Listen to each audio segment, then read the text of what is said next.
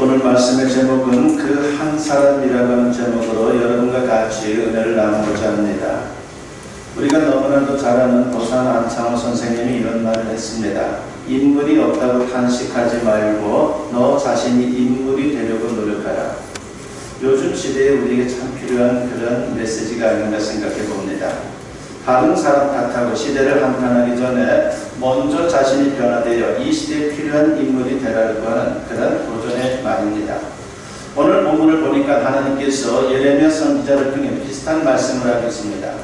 유다 왕국이 국가적인 위기에 직면했습니다. 그런데 하나님께서 그 한 사람을 찾고 있음을 우리가 보게 됩니다. 그 한 사람만 있으면 유다 왕국의 위기를 피할 수 있다라고 그렇게 말씀을 하고 있습니다. 그런데 안타깝게도 그 한 사람이 없었고 결국은 유다 왕국은 멸망하고 말았습니다. 하나님은 오늘 이 시대에도 그 한 사람을 찾고 계십니다. 계속해서 우리 사회에 대형 참사가 일어나고 있습니다. 그러다 보니까는 국가 개조라고 하는 말이 나올 정도로 참으로 우리 사회가 여러 가지로 취약한 부분이 많구나라고 하는 그런 생각이 들 정도입니다. 사람들은 이런저런 말들을 많이 합니다. 그런데 하나님은 핵심을 말씀합니다. 그 한 사람을 찾으라고 말합니다. 이 시간 그 한 사람이 어떤 사람인지 여러분과 같이 살펴보고자 합니다. 그리고 저와 여러분이 그 한 사람이 되었으면 합니다. 그렇게 될 때 거창한 구호를 내세우는 것보다도 실질적으로 이 시대의 위기를 극복할 수 있는 그런 지름길을 우리가 발견할 수 있을 것입니다. 부디 하나님이 찾는 그 한 사람의 눈으로 나도 살고 나라도 살고 모두가 사는 축복의 역사를 만들어가는 우리 모두가 되었으면 합니다. 먼저 본문에 기록된 유다 왕국의 시대상을 살펴보겠습니다. 솔로몬의 아들인 르호보암 왕의 실정으로 말미암아 이스라엘은 남과 북으로 나눠지게 되죠. 남쪽에는 유다 왕국이 세워지고 그리고 북쪽은 이스라엘 왕국이 세워집니다. 그 이스라엘은 건국 초기부터 정권 차원에서 하나님을 배반하고 우상 숭배를 감행했습니다. 결국은 하나님의 진노로 BC 722년에 아수르 제국에 의해서 멸망을 합니다. 본문은 그 이후 남유다 왕국의 이야기를 우리에게 들려주고 있습니다. 예레미야 5장에 기록된 것은 대략 우리가 잘 아는 요시야 왕대로 추정이 되고 있습니다. 그 당시 남유다 왕국은 북이스라엘의 전철을 그대로 밟고 있었습니다. 북쪽의 실패를 보고 반면교사로 삼아야 하는데 안타깝게도 그들 역시 하나님을 배반했고 우상 숭배를 할 뿐만이 아니라 타락하고 죄를 범하는 것이 그들의 일상이 되었습니다. 그 당시 남유다 왕국의 시대상을 보면 한마디로 총체적으로 타락했다라고 그렇게 말할 수가 있습니다. 급기야 하나님께서 그들을 심판하겠다라고 경고를 합니다. 그들은 각계각층의 모든 사람들, 참으로 한 사람도 빠짐없이 모두가 타락할 정도로 그렇게 심각한 상태에 있었습니다. 본문 4절 말씀에 보면 내가 말하기를 이 무리는 비천하고 어리석은 것뿐이다. 여호와의 길 자기 하나님의 법을 알지 못하니라고 했습니다. 여기서 무리라고 하는 것은요 일반 백성들을 가리키는 겁니다. 그들은 하나님의 말씀을 잘 몰라서 그런다고 핑계를 댑니다. 우리가 주님 말씀을 몰라서 참으로 이렇게 어긋난 길로 갔다라고 하는 정도로 그렇게 말하고 있다는 것이죠. 그러면 하나님의 말씀을 잘 알고 백성들을 가르쳐야 할 지도자들은 어떻습니까? 본문 5절에 보면 내가 지도자들에게 가서 그들에게 말하니라. 그들은 여호와의 길 자기 하나님의 법을 안다 하였더니 그들도 일제히 멍에를 꺾고 결박을 끊는지라고 했습니다. 그들은 말씀을 알면서도 거추장스럽다고 그 말씀을 버렸습니다. 그러면서 자행자지하며 범죄하고 타락했습니다. 그들은 영적으로 도덕적으로 타락했습니다. 한마디로 말해서 속속들이 타락한 것입니다. 본문 2절 말씀에 보면 그들이 여호와께서 살아계심을 두고 맹세할지라도 실상은 거짓 맹세니라고 했습니다. 그들은 입술로만 하나님을 믿었습니다. 거짓으로 신앙 고백을 했고 외식하는 신앙생활이 그들의 참으로 일상적인 모습이었습니다. 얼마나 참으로 부끄러운 모습이 그들에게 많았는지 하나님께서 너무나도 탄식할 정도였다는 것입니다. 7절 상반절을 보게 되면요 하나님께서 이렇게 지적을 하죠. 내가 어찌 너를 용서하겠느냐. 네 자녀가 나를 버리고 신이 아닌 것들을 맹세하였으며 라고 했습니다. 하나님을 배반하고 우상을 섬겼다는 것입니다. 또 7절 하반절과 8절에 보면 그들의 도덕적인 부패성이 언급되고 있습니다. 내가 그들을 배불리 먹인즉 그들이 간음하며 천기의 집에 허다히 모이며 그들은 두루 다니는 살찐 순말같이 각기 이웃의 아내를 따르며 소리 지르는도다 라고 했습니다.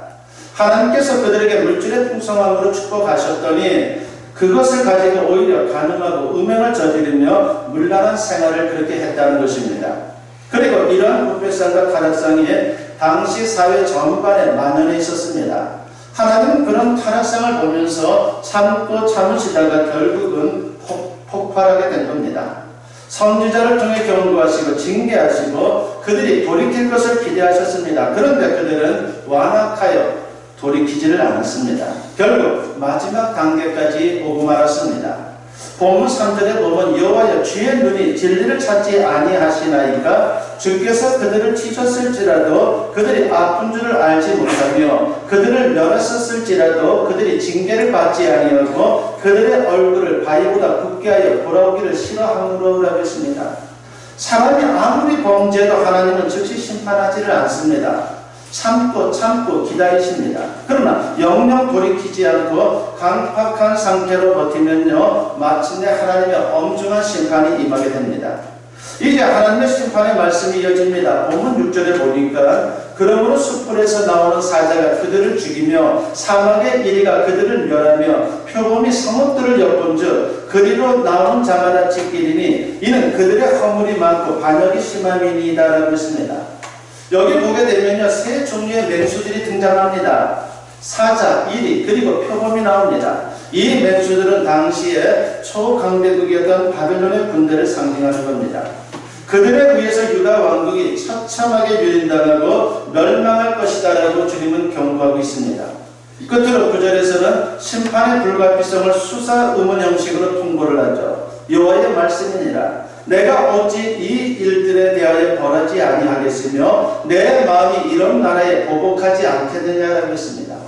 하나님 입장에서 한번 생각해 보라는 겁니다. 하나님의 심판은 누가 봐도 불가피하다는 겁니다. 그런데 놀라운 것은 아직도 하나님은 유다 왕국을 심판하는 것을 유보하고 계신다는 것이죠. 하나님의 큰 자비와 긍휼의 모습을 우리가 발견할 수 있습니다. 어느 시대이든 개인이든 타락해서 망하는 게 아닙니다. 타락해서도 회개하고 돌이키면요 하나님은 심판을 처리하십니다. 회복하시고 그리고 축복하십니다. 그런데 끝끝내 회개하지 않으면요 마침내 하나님의 무서운 심판이 임하게 되는 겁니다. 이런 관점에서 보면요 유다 왕국의 멸망 원인은 그들의 타락상이 아닙니다. 놀랍게도 다른데 그 이유가 있었습니다. 하나님이 찾는 그 한 사람이 없었기 때문입니다. 하나님은 분명히 약속하셨습니다. 본문 1절에 보면 너희는 예루살렘 거리로 빨리 다니며 그 넓은 거리에서 찾아보고 알라. 너희가 만일 정의를 행하며 진리를 구하는 자를 한 사람이라도 찾으면 내가 이 성읍을 용서하리라고 했습니다. 예레미야는 이 말씀을 듣고 아마도 흥분했을 겁니다. 이미 하나님의 심판에 관한 말씀을 들었던 그로서는 한 사람만 찾으면 심판을 처리하겠다고 하니까 얼마나 반가웠겠습니까? 그러나 예레미야 선지자는 눈물을 흘리며 소리치고 다녔지만 그 한 사람을 찾을 수가 없었어요. 결국 하나님은 그들에게 경고하신 대로 심판을 내리게 됩니다. 그리고 유다 왕국은 바벨론의 침략으로 멸망하고 말았습니다. 물론 그 전에도 바벨론이 몇 차례 침공하고 포로들을 잡아갔는데 이번에는 완전히 멸망하고 만 것입니다. 그때가 바로 BC 586년입니다. 그 한 사람이 중요하다는 겁니다. 이솝이 어렸을 때 있었던 이야기입니다. 하루는 아버지가 공중 목욕탕에 몇 사람이 있는지 알아보고 오라고 심부름을 시켰죠. 그런데 조르르 달려갔다 오더니만은 한 사람밖에 없다라고 그렇게 아버지에게 보고를 했어요. 이솝의 아버지는 잘됐다 생각하고 오늘은 여유롭게 목욕을 하겠구나 생각하고 목욕탕에 갔습니다. 그런데 목욕탕 안에는 사람들과 꽉 차 있는 거예요. 간신히 목욕을 하고 돌아온 아버지가 얼마나 화가 났겠습니까? 아버지에게 거짓말을 당하다니 너무나도 기분도 나빴습니다. 그래서 이솝을 불러서 야단을 쳤습니다. 목욕탕에 사람이 가득하던데 왜 한 명밖에 없다고 거짓말을 했냐? 근데 이솝이 이렇게 대답을 합니다. 제가 보니 목욕탕 앞에 돌이 하나 놓여 있었습니다. 그런데 들어가는 사람들마다 그 돌에 걸려 넘어질 뻔하면서도 그 돌을 치우는 사람들이 없었습니다. 그래서 제가 한참을 기다리며 지켜보고 있었습니다. 그런데 한 사람이, 그 많은 사람들 중에 딱 한 사람이 그 돌을 치우고 들어갔습니다. 그래서 딱 한 사람밖에 없다고 말씀드린 것입니다. 이솝은 사람다운 사람 한 사람을 본 것이죠. 인격이 바로되고 가치관이 바로되고 생각이 바른 한 사람이 사회에 끼치는 영향력이 매우 크다라고 하는 것을 우리에게 말하는 겁니다. 그렇다면 하나님께서 기뻐하시는 한 사람의 신앙인이 있다면 그가 미치는 영향력은 얼마나 대단하겠습니까? 그래서 그 한 사람이 중요한 것입니다. 오늘 이 시대도 마찬가지입니다. 지난번에 있었던 세월호 참사와 그리고 이태원 참사는 우리 사회의 총체적인 부패의 압축판이에요. 많은 사람들이 말합니다. 우리나라가 이번 기회를 놓치면 안 된다라고 그렇게 말합니다. 맞는 말입니다. 만일 이번에도 변화의 기회를 날려버린다면요, 더 이상 희망이 없을 거예요. 겉으로 보면 우리나라는 얼마나 잘 사는 나라입니까? 하지만 사실은 위기 상황에 놓여 있습니다. 그러면 우리가 이런 시대에 과연 어떻게 살아야 합니까? 많은 분들이 국가개조라고 하는 말을 사용하는데 그것보다 우선적으로 개인 개조가 먼저예요. 겉모양의 변화가 아니라 신념이 변화되고 그 결과 인격과 가치관, 도덕이 변화되어야 하는 겁니다. 그러므로 복음만이 이 시대를 위한 정확한 처방입니다. 하나님의 말씀만이 인간을 근본적으로 변화시킬 수 있기 때문입니다. 그래서 하나님은 오늘 이 시대를 향해서도 동일한 말씀을 하십니다. 본문 1절 하반절을 다시 보면 너희가 만일 정의를 행하며 진리를 구하는 자를 한 사람이라도 찾으면 내가 이 성읍을 용서하리라. 한 사람만 있어도 된다. 그러면 내가 이 시대를 심판하지 않으리라. 과연 누가 그 한 사람이 되어야 합니까? 이 말씀을 듣는 저와 여러분이에요.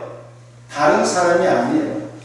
나 한 사람, 내가 바로 그 한 사람이 되어야 하는 것입니다. 그러면 구체적으로 그 한 사람은 어떤 사람입니까? 첫째로 통에 자복하는 사람입니다. 모든 인간은 죄인입니다. 예수 믿고 하나님의 백성이 되었어도 여전히 죄인입니다. 믿음으로 법적인 의인은 되었지만 실제 삶의 모습은 여전히 부족하여 실수하고 범죄하는 것이 우리의 모습이에요. 그래서 우리가 통에 자복하는 것이 필요한 겁니다. 흔히 우리는 다윗을 성군이다라고 말하죠. 그러나 그는 우리보다 더한 죄를 저지른 사람입니다. 남의 아내를 범하고 그 악행을 숨기려고 그 아내의 여자, 그 여자의 남편까지 죽였습니다. 근데 왜 다윗을 성군이라고 부릅니까? 그는 통에 자복하는 사람이었기 때문이에요. 자신의 죄에 대해서 철저히 깨닫고 주님 앞에 회개하고 그 죄로부터 돌이키는 인생을 살았기 때문이에요. 그는 시편 51편에서 이렇게 기도합니다.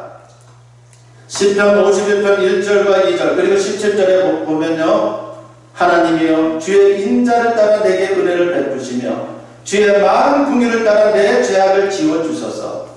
나의 죄악을 맑게 씻으시며 나의 죄를 깨끗이 제하소서. 하나님께서 구하시는 제사는 상한 심령이라.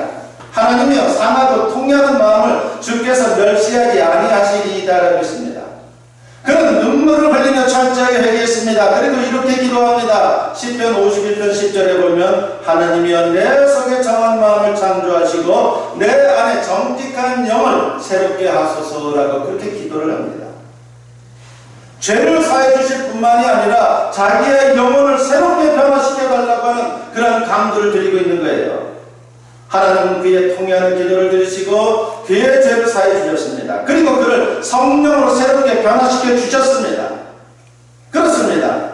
아무리 신앙생활을 잘해도요, 완전한 의인은 없어요. 그러므로 부족하고 죄된 것이 있다면요, 우리가 지체하지 말고 주님 앞에 회개하여 변화를 받아야 하는 겁니다. 하나님은 그런 진실한 한 사람을 찾고 있는 거예요. 그 한 사람이 이 시대를 살리는 겁니다. 둘째로 하나님이 찾는 한 사람은요, 하나님 말씀대로 사는 사람입니다. 우리가 믿음으로 구원받는다고 말하지만요, 그 그 말을 건성으로 이해하면 안 됩니다. 행위로 구원받는 것은 아니지만 믿노라 하면서도 합당한 행위가 없으면요, 그것은 가짜 믿음이고 가짜 신앙입니다. 야고보 사도는 분명히 증거를 하죠. 야고보서 2장 17절과 26절에 보면 이와 같이 행함이 없는 믿음은 그 자체가 죽은 것이라, 영혼 없는 몸이 죽은 것까지 행함이 없는 믿음은 죽은 것이니라고 했습니다. 행위가 따르지 않는 믿음은 죽은 믿음입니다. 그런 믿음으로는 결코 구원받을 수 없어요. 그래서 그리스도인들에게 신앙과 행실의 일치, 즉 신행일치가 요구되는 겁니다. 예수님도 나무와 열매의 비유로 신행일치의 원리를 우리에게 가르쳐 주셨습니다. 마태복음 7장 17절로부터 20절에 보면요, 이와 같이 좋은 나무마다 아름다운 열매를 맺고 못된 나무가 나쁜 열매를 맺나니, 좋은 나무가 나쁜 열매를 맺을 수 없고 못된 나무가 아름다운 열매를 맺을 수 없느니라. 아름다운 열매를 맺지 아니하는 나무마다 찍혀 불에 던져지느니라. 이러므로 그들의 열매로 그들을 알리라고 했습니다. 나무의 정체는 열매가 열려봐야 확인할 수 있는 거예요. 예를 들어 사과나무라고 들었는데 아무리 세월이 흘러도 사과가 열리지 않거나 엉뚱한 열매, 사과인 줄 알았는데 배가 열렸어요. 사과나무가 아닌 거죠. 가짜입니다. 그러므로 믿음으로 구원받은 하나님의 백성이라면요, 그에 따르는 바른 삶을 사는 것은 너무나도 당연한 거예요. 그렇지 않은 사람이 아무리 입술로 믿음을 고백한들 천국에 들어가겠습니까? 예수님께서 분명히 말씀합니다. 마태복음 7장 21절에 보면 나더러 주여 주여 하는 자마다 다 천국에 들어갈 것이 아니요 다만 하늘에 계신 내 아버지의 뜻대로 행하는 자라야 들어가리라고 말씀을 하고 있습니다. 오늘 이 시대에는 특별히 믿는 성도들이 잘해야 합니다. 그래야 이 사회와 국가에 희망이 있는 거예요. 그러므로 그리스도인들이 이 시대의 모습을 보면서 나는 예외라고 생각해서는 안 됩니다. 오히려 내가 문제입니다. 남들을 탓하기 전에 나부터 변화되어야 합니다. 하나님은 참된 신앙의 사람을 보시고 이 시대를 움직여 가시기 때문입니다. 그만큼 우리 믿음의 사람들이 중요한 거예요. 마태복음 7장 1절부터 3절에서 예수님은 이런 말씀을 합니다. 비판을 받지 아니하려거든 비판하지 말라. 너희가 비판하는 그 비판으로 너희가 비판을 받을 것이요 너희가 헤아리는 그 헤아림으로 너희가 헤아림을 받을 것입니다. 어찌하여 형제의 눈 속에 있는 티는 보고 내 눈 속에 있는 들보는 깨닫지 못하느냐라고 했습니다. 무턱대고 남을 비판하지 말라는 것이죠. 근데 우리는 이걸 참으로 너무나도 잘해요. 비판하는 거 얼마나 잘합니까? 나부터 잘하는 것이 대단히 중요합니다. 그렇습니다. 변화와 개혁은 다른 사람으로부터 시작되는 게 아니에요. 나부터, 지금부터, 여기서부터입니다. 오늘 우리가 처한 시대 상황이 녹록지 않습니다. 사회와 국가의 모습은요, 우리 개개인의 삶과 직결됩니다. 이태원 참사로 인한 위기의식을 신앙으로 승화시키는 것은 대단히 중요합니다.